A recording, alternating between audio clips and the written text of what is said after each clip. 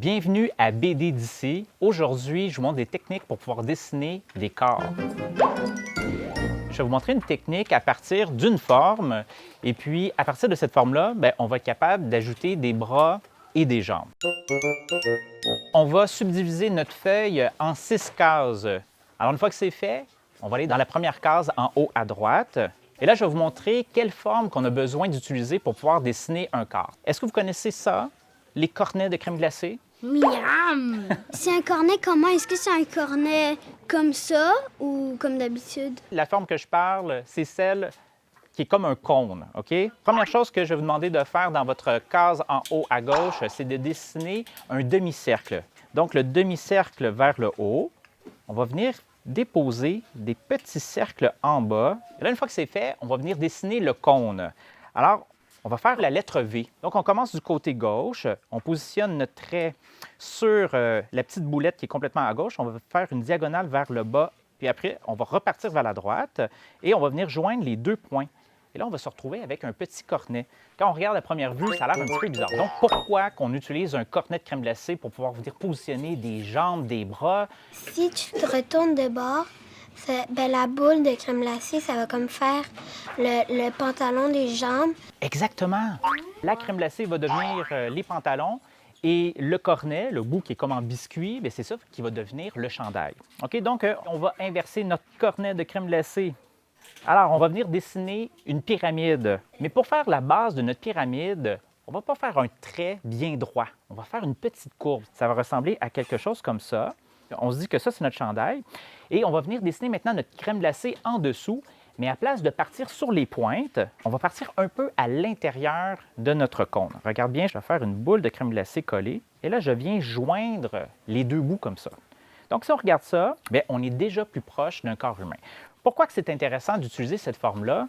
C'est que puisque c'est rond, peu importe de la façon que notre personnage est situé, il est toujours du bon côté. Il peut être autant de face que de côté. Je vais me déplacer à droite. On va ajouter un cercle en premier, comme ça. On peut ajouter 2 ronds à l'intérieur pour pouvoir faire des yeux. Et là, vous pouvez donner l'humeur à votre personnage que vous voulez. Donc, on peut faire des paupières, 2 petits cercles pour faire les pupilles. On peut ajouter juste une petite forme, un petit carré en dessous de notre cercle. Et là, ça va faire office de cou. Tu peux ajouter une petite bouche aussi, comme ça, un petit sourire, voilà. Et là, à partir des 2 points du carré, je fais une petite diagonale vers le bas, vers la droite. Je refais la même chose de l'autre côté. En bas du cône, je fais un petit cercle. Et là, j'ai le chandail de mon personnage. Si je reviens en dessous, je fais ma boule de crème glacée. Et déjà, on commence à comprendre pourquoi on peut utiliser ça pour faire un corps. Si on enlève la boule de crème glacée en bas, on pourrait très bien se dire que c'est une petite robe qu'on peut ajuster, dans le fond, le cône. Plus on va le faire long, plus on va pouvoir dire que, par exemple, c'est un chandail qui est long ou une robe. Quand on veut dessiner des personnages, on veut qu'il ait l'air cool.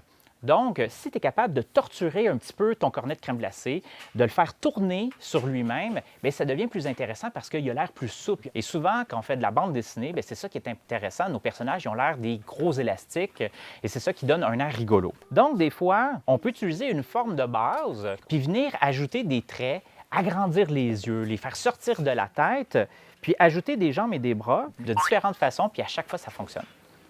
On va redessiner notre cornet de crème glacée et cette fois-ci, on va essayer de dessiner des jambes. Des jambes, c'est quoi? C'est des spaghettis. Ça ressemble à quoi des spaghettis? Ça ressemble à ça, genre. Des petits bâtonnets tout mous. On va dessiner notre cornet de crème glacée et là, on va venir dessiner des jambes. Alors, des spaghettis, c'est quoi? C'est 2 petites lignes comme ça, une à côté de l'autre. Et là, on va faire un petit bas à notre personnage. Donc, en bas, je referme mon trait et là, je vais venir encercler ma jambe. Et ensuite, je vais venir dessiner un petit soulier.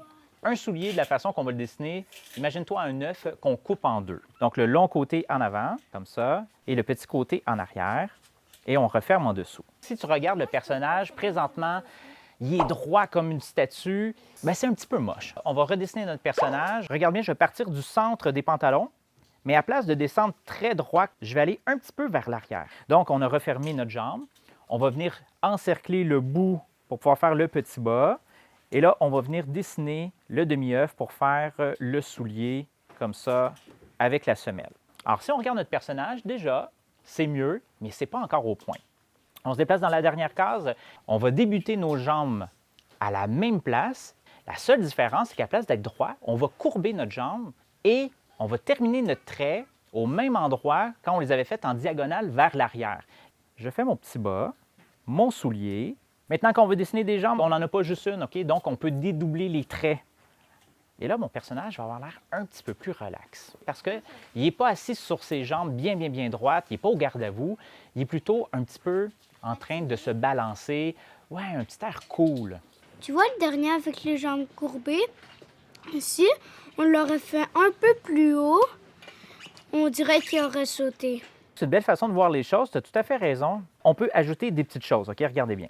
Une jambe courbée vers le haut, une vers l'arrière, avec un petit peu d'ombre. Puis là, ton personnage, bien, il a l'air de courir. Quand on veut que le personnage marche, on doit faire juste une petite action supplémentaire. C'est le pied qui est censé être plié en arrière. C'est plus facile d'exagérer les mouvements, de faire plus gros. Comme ça, bien, la personne qui lit la bande dessinée, bien, c'est plus clair pour elle. Là, il a l'air de plus marcher. Vous avez aimé ça? Plus de matériel dans la prochaine capsule.